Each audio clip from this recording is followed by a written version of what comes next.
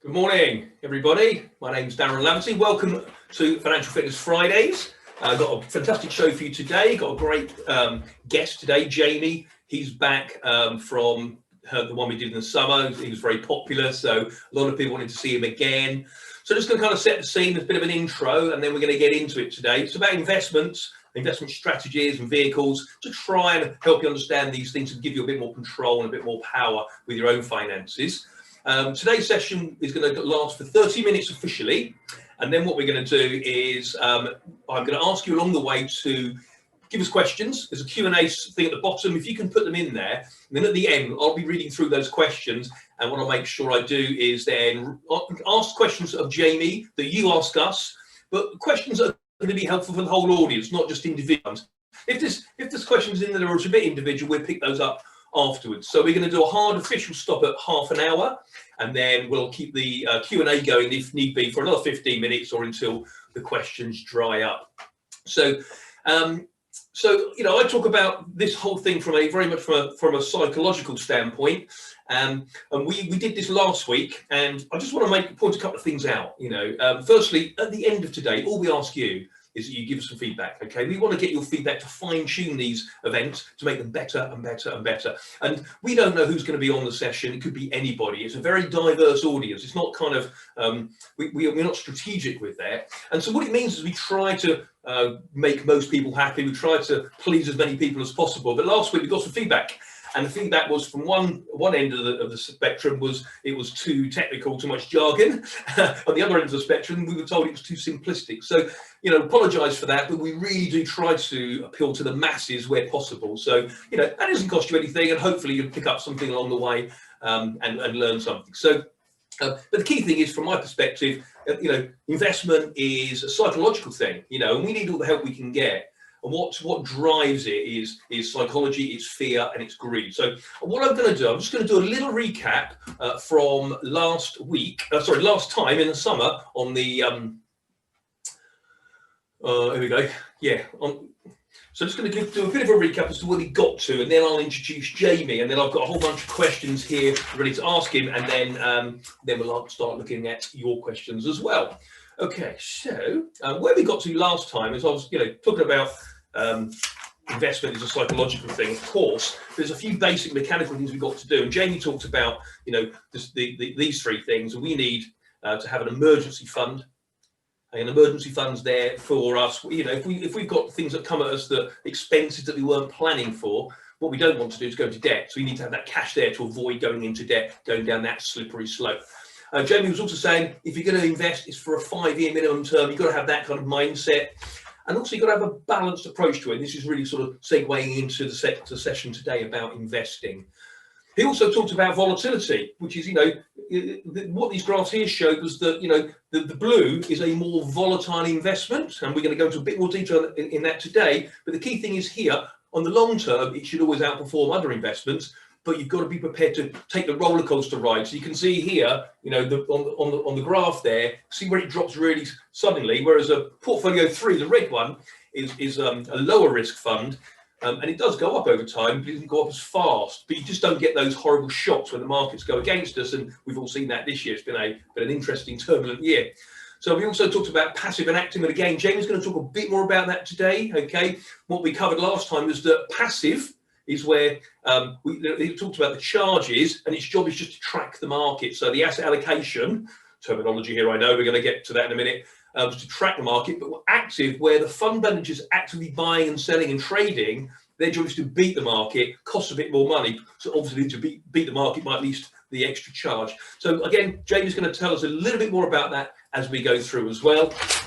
When we talk about investing, it's about fear and greed is what drives it. And what we want to do is remove some of that fear by giving you more confidence, by giving you more knowledge.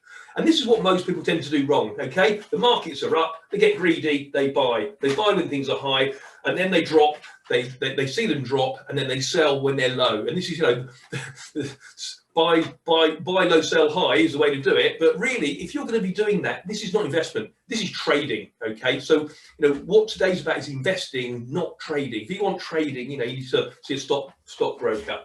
Now, we know that, you know, one of the most famous and successful investors in the world ever, Warren Buffett, He's got loads of great statements, and the one he said here was, be fearful when others are greedy, and greedy only when others are fearful. So it's almost like counterintuitive. That's kind of his mantra. So just to set that up also, we also covered this slide last time very briefly, and it's about bull and bear markets. I'm just going to explain it because some people didn't know what bull and bear markets are. So a bull market is when the market's going up, okay? And when they're going up, it's like a bull, when it attacks with its horns, it attacks up. A bear market, okay, is when the markets are going down, and a bear, when it attacks, it swipes with its paw down the way, okay? So bear and bull markets. Now, if you look over 100 odd years here, look, 120 years here, you can see the red sections are the bull years and the black areas are the bear years. And now this is a bit of a messy slide, a bit fussy, I know, but in a nutshell, what we can learn from this is the average bull run. If you look to the top right hand side, the average bull period is 7.9 years, whereas the average bear period is 1.3 years. Okay, can you see that difference? And the bull markets go up a lot further than the bear markets go down. So the key thing here is to take away from that is that the markets will always eventually go up, okay? But it's not straight line, it's not a straight line all the way. So the key thing is here, it's not about market timing, it's about time in the market. You know, it's not looking for a moment to invest today because we think the markets are undervalued. It's getting into the market and staying in the market. Time in the market, not timing of the market. And then the other thing Jamie talked about was how a fund is constructed. So this is a fund. Fund manager invests his money in a portfolio of assets to spread the risk. And what we got the feedback last time was that there was a bit of jargon here. We wanted to just understand what are these component parts of a fund. So that's my introduction. Just recapping from last time and kind of setting the scene. So I'd like to introduce Jamie at this point. Jamie, are you there, mate? Yes, I am. Yeah, good morning, Darren. Can you hear me? I can. Thanks very much. Thanks so much for joining us. Thanks again for helping us out. It's, I know you don't get paid for this. You do it for the love.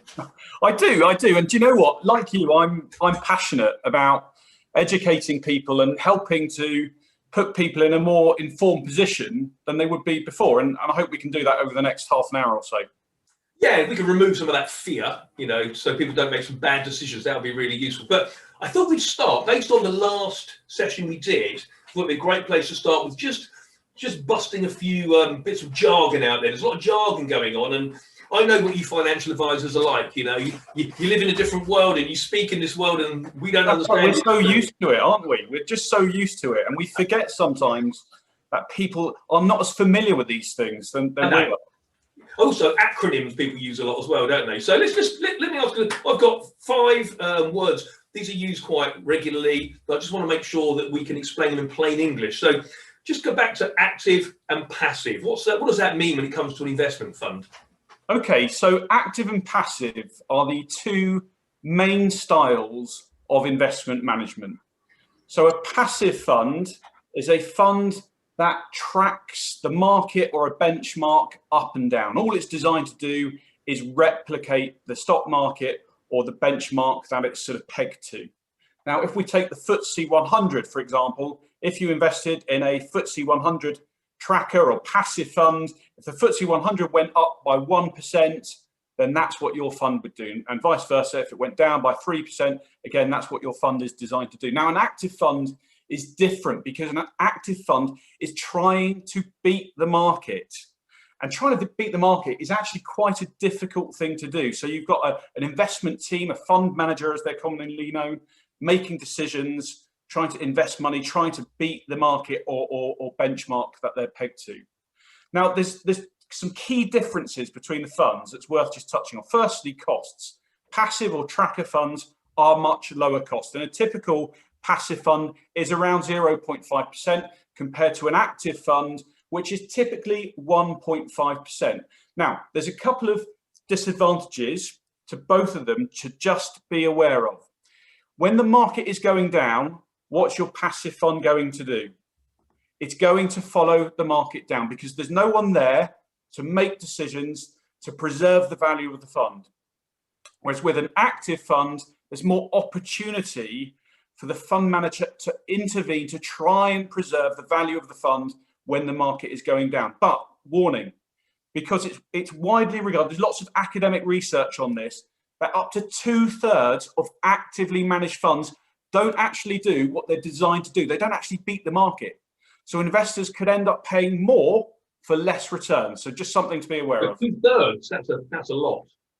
It is, yeah, it's surprising, isn't it? It just shows you how hard it is to beat the market. So that's why you've got to be careful, do your research. And I know you can't actually, we're not giving advice today, but is there generally who would be suited to a passive and who would be suited to an active fund? Or is that a stage of life thing, or what is that? Yeah, just very high level, typically.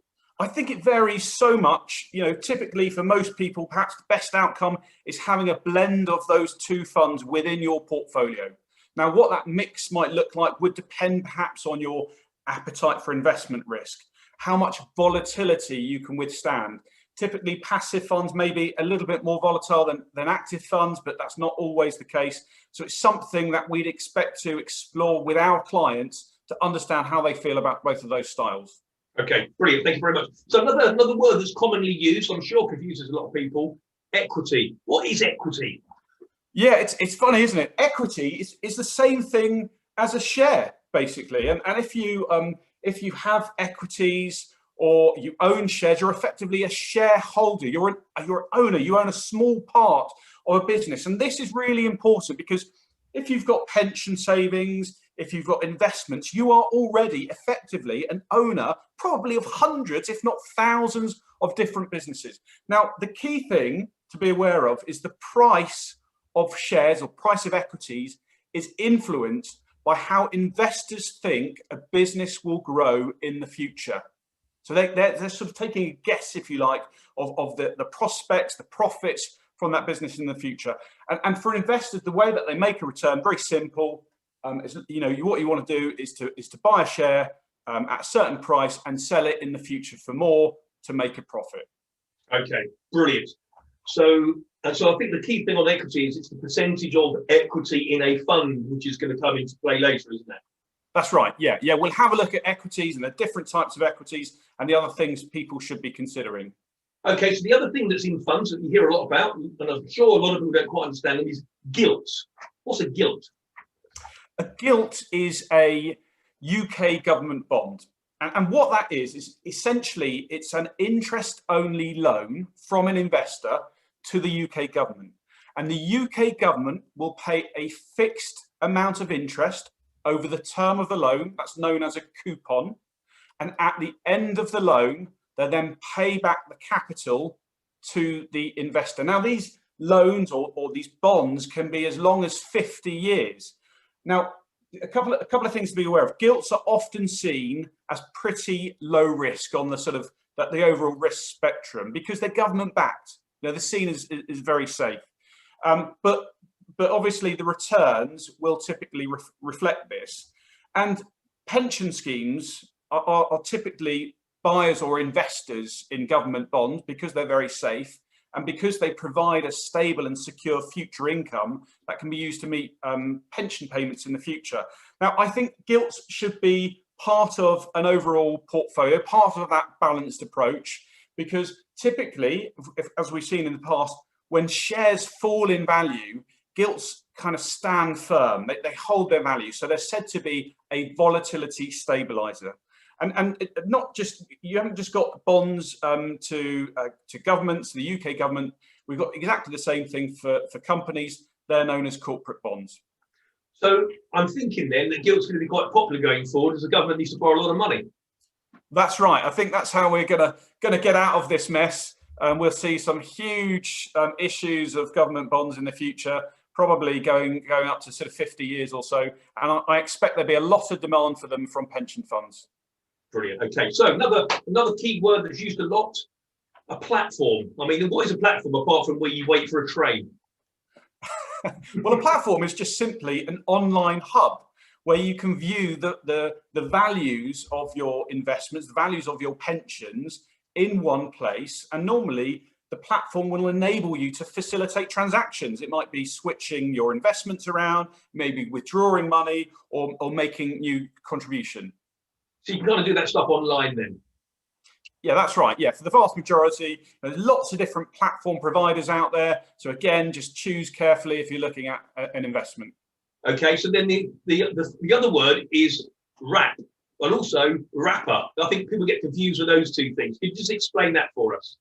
Yeah, that's right. Tax wrapper is basically a set of rules that determine how your investment is taxed. And examples of tax wrappers are an ISA or a pension. You know, most people are familiar with those terms. And I think it's useful to know, actually, with a tax wrapper, there's often 3 different sets of tax rules. You've got a set of tax rules around how the money goes into an investment, the contribution. Then you've got another set of tax rules about how the money is taxed while it's within the tax wrapper. And then you've got a third set of tax rules around how you can withdraw or take money out of that pension. So very complex, because you have to know those 3 different sets of tax rules across all the tax wrappers. And that's often why people will seek advice from an advisor. So a bit like an ISA, which is a very popular investment, lots of people use. The money goes in net of tax, it grows tax-free, and it comes out tax-free. Is that an example, yeah? That's right, yeah. So, yeah, to summarise, and it's pretty much the opposite with a pension. Brilliant. Okay, so thank you very much for that, Jamie.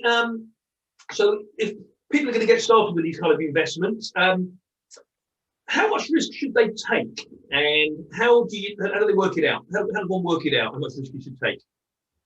I think that's a really good question, and there's no kind of simple answer to it, really. It does depend on lots of different factors, and advisors would expect to explore that with their clients in quite a bit of detail. But for me, I think there's fundamentally 2 key elements to risk. The first one is how much psychological tolerance somebody has for volatility on their investment. So, can they sleep at night knowing that their investment goes up and down? And so that's something we'd expect to explore. It's not easy. It can be quite fluid. People's tolerance for investment risk can change over time. They might read something negative in the press, suddenly become a bit fearful. So that's why it's important to continue to review those investments. The second element for investment risk, something that's really important to explore, is the capacity for losses on your investment. So essentially what this means is how will your lifestyle be impacted if your investment fell in value? So, for example, if you've got money in a pension and perhaps you don't intend on touching that for 20 or 30 years, it might not matter too much if that pension falls in value, because you've got time on your side to wait for the market to recover. But perhaps if you're saving into an investment for a much shorter period of time, perhaps only 5 or 10 years, perhaps you want to take less risk because you've got less time for the market to recover. Now, the key thing is to make sure that those 2 things are aligned. So what we don't want is somebody with a very high tolerance for investment risk. They say, look, I'm comfortable, I can take lots of investment risk, but actually they can't afford to lose any money. So that's really important. We explore it, spend a lot of time with clients on that. And also it's very common that perhaps people take different levels of risk on different pots as well. Okay. Sounds complicated. Well, it can be, and that's an important part of any process.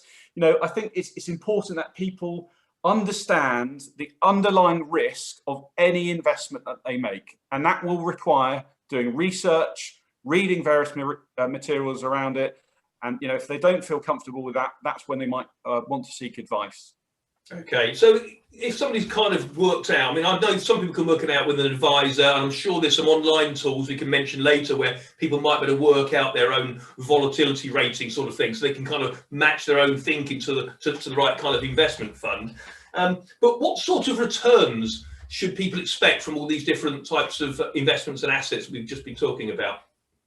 Well, it's difficult to say because I need a crystal ball to really see into the future to know what people might get. And I think the fundamental thing is the return is often linked to the underlying risk that you take. So the more risk you take, the more potential return you'd expect from the future. But I think we've got a slide that shows the past returns on a few different types of investments. Now, I just want to say that these are based on past performances, and so they're not sort of a guide to what to expect in the future, and it's not inclusive of all investment types. I've just chosen a select few. And what we've got here with the navy bars is we've got 4 different investment types: cash, bonds, global equities, and UK equities. So going up the risk scale, starting with the lowest, which is in cash. And if we look back, I think this data looks back almost 100 years or so, the highest return in any one calendar year on cash was 16.2%. Now, I've got a question for you, Darren. When do you think that return, if we look at cash returns at the moment, we're lucky if we get 1%. In what decade do you think you might have got 16.2% on cash? Well, I remember paying that sort of level for my mortgage in the 80s. So you don't look old enough to have had a mortgage in the 80s. Thank you. Yeah, it's actually the decade before that, going back into the 70s, when we had sort of almost hyperinflation. You had interest rates going up in order to sort of try to tackle that inflation. Okay. And so the next one along, we've got global bonds. We just talked about bonds being lower risk than equities. And we can see that the highest return from global bonds in a calendar year was just under 57%. And we've got global equities, so investing in shares, not just in the UK, but across the world, US, Europe, Japan, perhaps, and some other countries. And then we've just got UK shares alone here. And you can see that the highest return in any one calendar year, a whopping 152%. So what year was that then? Well, I don't know that on the top of my head. Oh, right. Unfortunately, yeah, I'm pretty sure that was back in the 50s or 60s, quite some time ago. Not certainly in recent times. Okay. Now, what we've got as an average return. So if we look back over the data, the average annual return on these investment types. If we look at cash, we can see that it's pretty low, 0.2%, which is why we always advise clients not to leave too much money in cash, because that is not going to grow. Average return on bonds, just under 7%. Global equities and UK equities, just under 12 and over 12 for UK equities. And what about the lowest return in each calendar year? Well, if we look at cash, we've got -5%. Now, that might look a bit confusing, because how can you lose money when you're saving it in cash? Well, that's after the impact of inflation. If we look at global bonds, just under 20% loss within a calendar year, 30% for equities.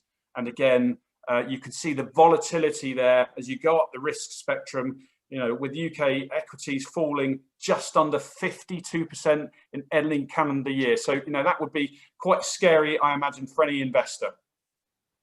Brilliant. Thank you very much, mate. In terms of these investments, so I guess people have got to kind of get that fund designed with those different percentages of those assets in their fund to suit themselves. And again, I think we're going to need to share with people how they might get to that place. It's quite a difficult one to get that right. Not everyone can afford an advisor like you, Jamie, I'm afraid. But what about costs? What should people be expecting to pay for these sorts of things? Yeah, cost is really important. It's vital that people understand the costs before they make their investment. And there are costs associated with investing, and something to be aware of, that regardless of how your investment performs, you'll still pay charges on it.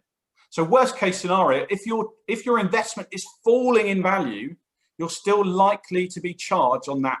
And that could further eat in to your capital, could eat away at it. So it's always important to be mindful of charges. Now, the charges are typically a percentage of your investment amount, and that percentage can vary. It can be as low as, 0.2%, but as high as perhaps 2%. So huge differences, and they vary from provider to provider, again, pretty significantly. So take time to understand what they are. Now, I've kind of summarized several types of charges. I think that's pretty likely with most investments these days.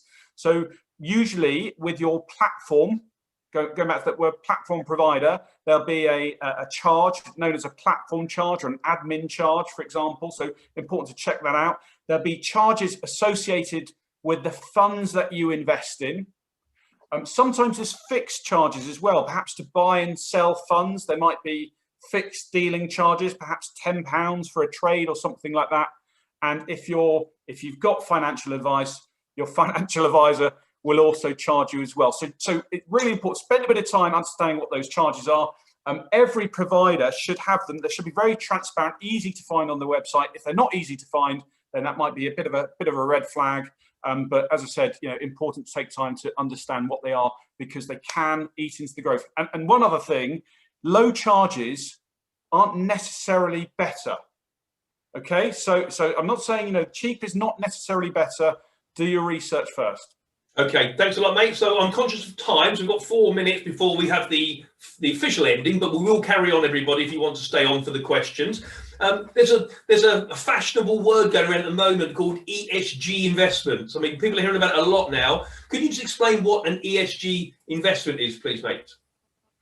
Yeah, well, ESG is quite an exciting theme that's emerging. It's been emerging over the last few years, and essentially ESG stands for environmental, social, and government, and they're factors used to evaluate investments. Now, I'm going to talk firstly about ethical investing, because this was a sort of a previous guise of ESG, and ethical investing primarily focused on avoiding investing in tobacco companies, gambling companies, weapons manufacturers, for example, or alcohol. And in the past, we speak to clients about whether they had a preference for avoiding those types of investments. But the one issue with ethical investing is what's ethical to me might not be ethical to you. And a good example of that is, for example, if you've got a company that's supplying material to a weapons manufacturer, is that second company, is that supplier also unethical? So it's very difficult to determine, but again, lots of ethical funds out there in the market. Now,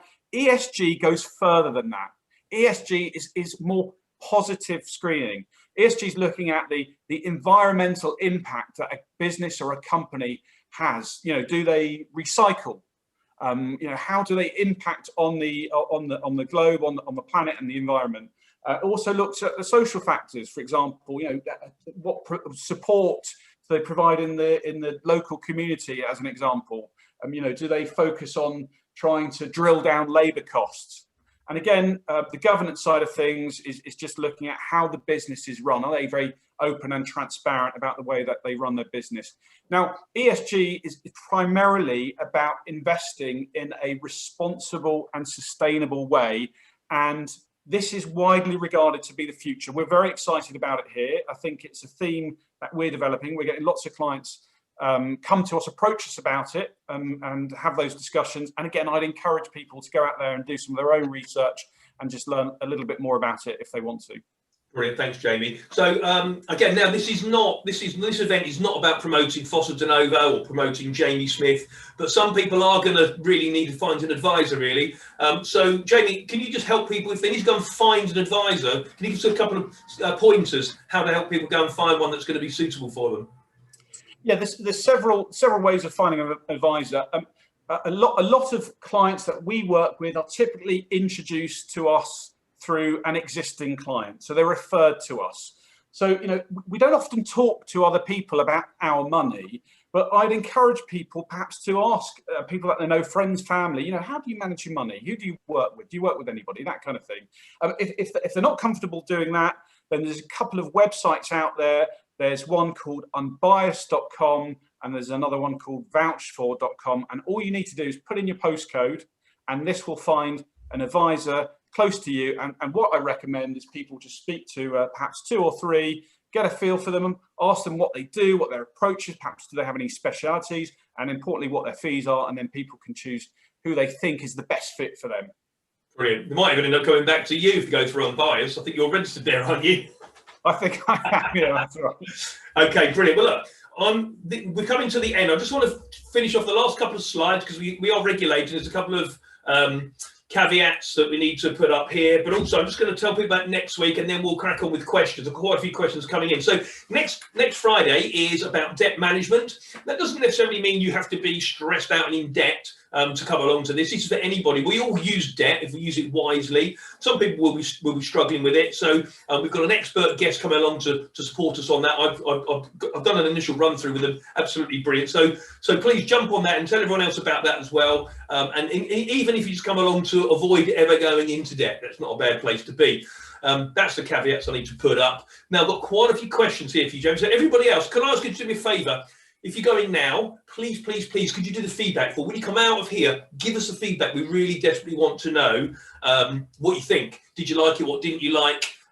There's a score out of 10 you can give it. And any constructive criticism, any suggestions and ideas, please help us out. We want to fine tune these for other people. So please, please, please, all we ask in return for sharing this with you is that you do the feedback form for us. Okay, so I'm going to stop sharing. I've got some questions down there. There is one question which I think I'm going to answer, actually, as a start. And you can tell me if I'm talking nonsense, Jamie. So somebody said, what platforms would you recommend for a beginner investor? So I'm going to share, because I work in the employee benefits side of things, and there's a lot of pensions now, a lot of modern pensions are actually set up, a group pension, on a platform. Now, you might not realise that, but that's often the case. And you can get your online access to that. But some of those online platforms, because it's a group pension scheme, you get really low costs, you get very low platform fees because it's a group scheme and you get the buying power of the group. But some of those pension schemes also allow you to invest into an ISA or a general investment using that same platform, but often benefiting from that group discount. So my suggestion would be to start there. Go and find out what you've got at work. Is your pension a modern day pension, which is actually sitting on a platform? Jamie, have you got anything else to add to that? I think that's absolutely right. Yes, start with your existing investments, your existing providers, ask them, check if there's any benefits. Are there any cost savings potentially to holding more investments, more accounts with them? A couple of others to look out for. I think Hatch is worth looking into. The reason why I say that is because Hatch actually have some excellent online tools that can help people understand about investment risk. And importantly, they have some cash flow modeling tools as well. So people can understand perhaps if they've got specific goals in the future, how much they need to save for retirement. Hatch have got some tools that help people to do that as well. Brilliant. Thank you, mate. So I've got some good questions here. Here's one for you. So question for later. How do I know more about investing in the markets, therefore avoid learning by mistakes? What websites, books, qualifications would you recommend for research? Well, I think there is an abundance of research out there at the moment, and I think it is difficult to know where to start. You've got sort of your YouTube tutorials, you've got sessions like this. I think this is a great start actually for anybody. You know, I think you've just got to learn.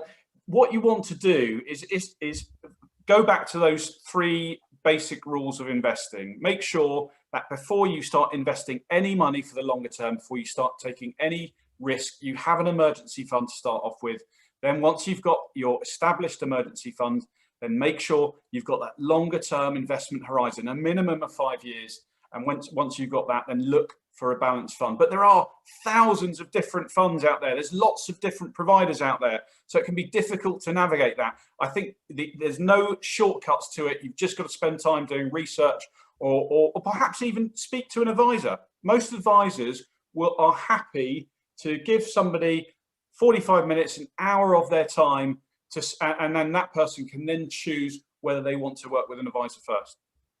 Brilliant. So there quite a few questions are coming through, which are kind of people trying to find out, going back to my earlier point of the introduction, it's about time in the market. And there's a lot of questions coming in, you know, saying about, is it a good time to buy? Is it a good time to sell? Right now, I think can we just spend a few minutes just making this distinction, Jamie, about time in, not timing? Because otherwise, if it's about timing, you're a trader. Yeah, that's right. Time in the market is more important. What we know about timing the market, Darren, is that in itself can be a very risky approach. And you know what we remind our clients to do is to forget about all of the noise that's going on around them. You know, if the market goes down, the most important question that somebody should have on their lips is, what impact is this going to have on my longer term objectives? So we remind them of the bigger picture, the longer term. We know it's completely normal for markets to go down. And we know, because we've got hundreds of years of history, that markets do eventually recover. So I would encourage anybody who's thinking about trying to time the markets to be very cautious, very careful about that, and to go into it with that sort of longer term mindset. Okay, thank you very much. Another question here. what is the benefit of paying for advice? Well, I think a good advisor is essentially a financial coach. And what an advisor should do as your coach is, there's a couple of questions that they should ask. Firstly, what do you want your money to do for you? And what do you want to achieve with your finances going forward in the future? And what they'll explore is what those things will cost. What's your lifestyle cost at the moment? And what does your desired lifestyle perhaps look like in retirement? They might explore with you things like investment risk. How do you feel about investment risk? Some of the themes that we've just discussed about your preference for active funds, passive funds, those kind of things. And an advisor will help you to implement a financial plan or strategy that will help you to achieve those objectives. And then the advisor will look at the market and recommend the products or providers that help you to replicate that plan. And importantly, advisors, as a coach, like any coach, they keep you motivated. They ensure that people remain on track to achieve those objectives over the longer term. Brilliant. Okay, I'm going to put you on the spot a bit, Jamie. I'm going to ask a couple of questions. I'm just reading what the questions that are coming in, and there's a question here come through twice, actually. So, yes, no answer, blink reaction. Would you recommend Hargreaves Lansdown as a platform?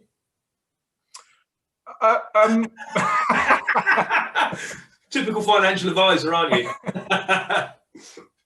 Well, listen, I think Hargreaves Lansdown, obviously a big company. They've got billions of funds under management. I know they've got a very good online portal. What I would recommend to anybody is to check the charges first.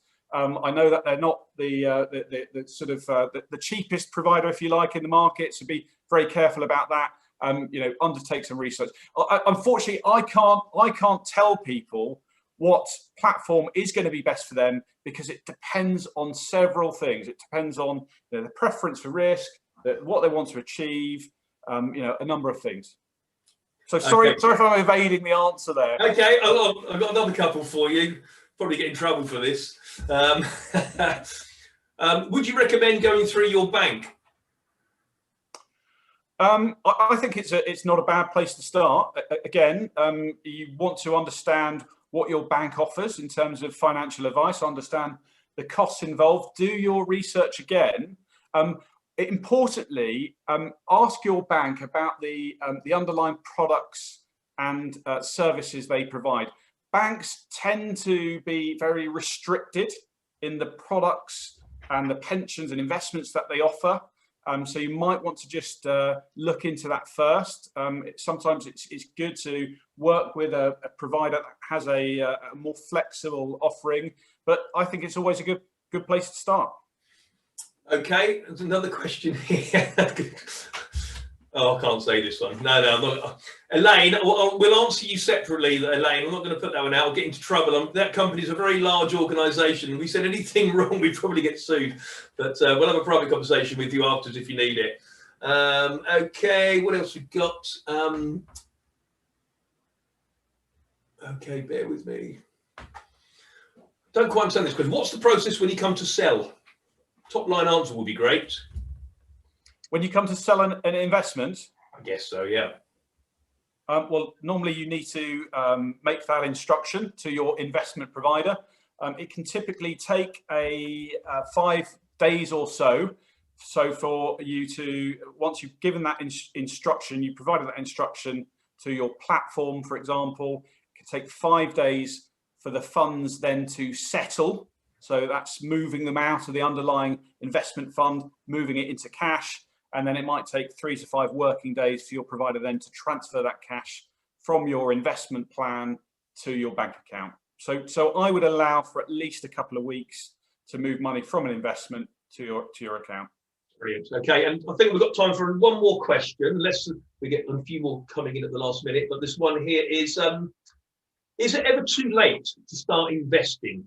I used to work for a bank and was quite good at investing then, but it's tailed off over the years. I also have a lot of small pension pots, which is a worry. So any kind of guidance you can offer there, Jamie? I know it's not advice because you haven't got enough information, but just some wisdom would be good. It's never too late to start investing. So I would encourage people to look at it. I mean, as long as, again, going back to those 3 rules of investing, somebody's willing to take a 5-year investment term. I think it's important to think about what you're investing for, what you're saving for, what your objectives are. So yeah, absolutely, it's never too late to investing. And the second question around consolidating smaller pension pots. Listen, there can be benefits to moving your pots into a smaller number. It's easier for people generally to monitor them. There can be cost savings as well, and there's less admin involved. So again, worth looking at. Okay, thanks. I've got a couple. Somebody's asking, they've been quite persistent on, is one particular company that they mentioned, I won't mention the name of the company, is there stock and buy or sell at the moment? You know, that's not what we do. You have to go and speak to a stockbroker if you want to get that answer. So I think, did you cover the small pots? Small pots thing, small pension pots? Did you cover that one off? No. So the other part of that question was also a lot of small pension pots. Anything people consolidating? Yes, yeah, we cover that. Yeah. All right, brilliant. Okay, so I think yes, we are done. I think there's quite a few individual questions which we'll try to. There's one final question. What are the standard fees you'd expect to pay for financial advice?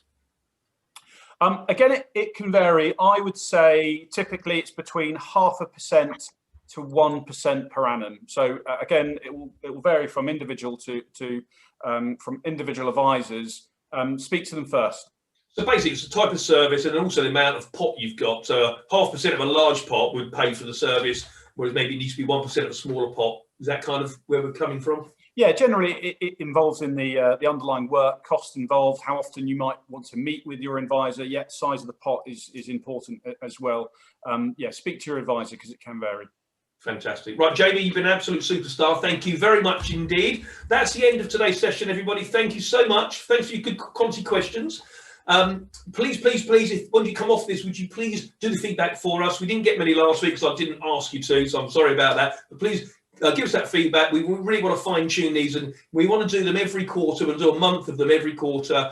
We'll get some feedback from you as to what subjects you really want to go into, where we could have gone a bit deeper, maybe would confuse people, whatever. But all the feedback, positive or negative, we really welcome it. So please, if you could do that for us, really appreciate it. Lots of thank yous coming in there for you, Jamie. That's good news. Okay, well, thanks everybody, and we'll see you if you're around next Friday for debt management. Okay, take care. Bye for now. Thanks, guys. Thanks, Jamie.